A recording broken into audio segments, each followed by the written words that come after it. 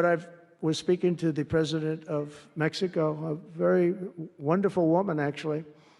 And I said, we were talking about drugs. You can't let people come through your country and come into the country. You know, I was not that nice, but they understood what I was saying. And she said something that really got me. She said, I said, you're not a big drug-taking nation? And she said, no, we are not a consumer. And I said, a consumer, what an interesting word. We're not a consumer nation. We're not a consumer of drugs. I said, what an interesting, and why is that?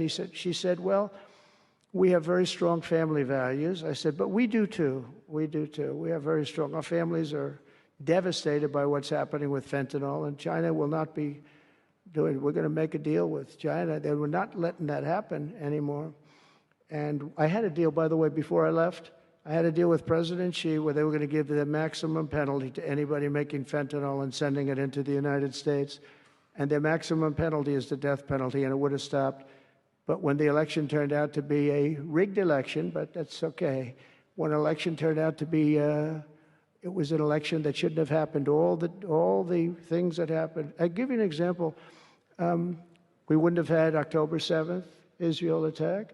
We wouldn't have had Ukraine and Russia fighting. We wouldn't have had inflation. We wouldn't have had all of these things that, happened. But in speaking with her, she said about family values, I said, well, you're not really saying anything there because we have great families too. We have great family values.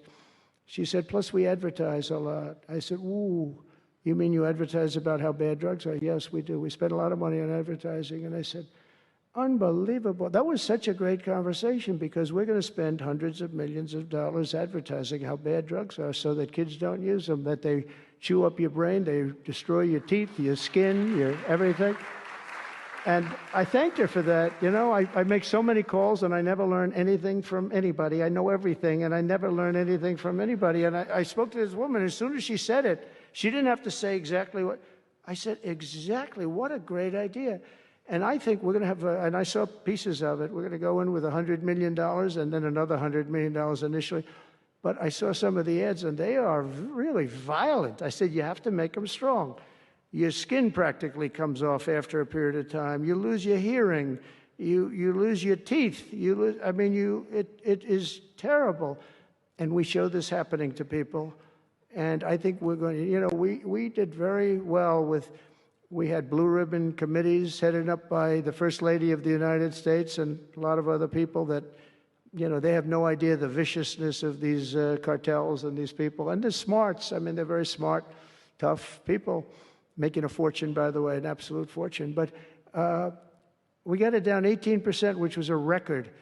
But 18% is not great when you think about it. I think we could get it down 50 or 55 or maybe even 60% with advertising. So she really gave me something. I was going to call her and tell her that she did, but now I don't have to call her because she's going to be seeing this right now. So to the President of Mexico, thank you very much. I appreciate it. But we're going to do a great advertising campaign saying how bad it is, how drugs are so bad for you.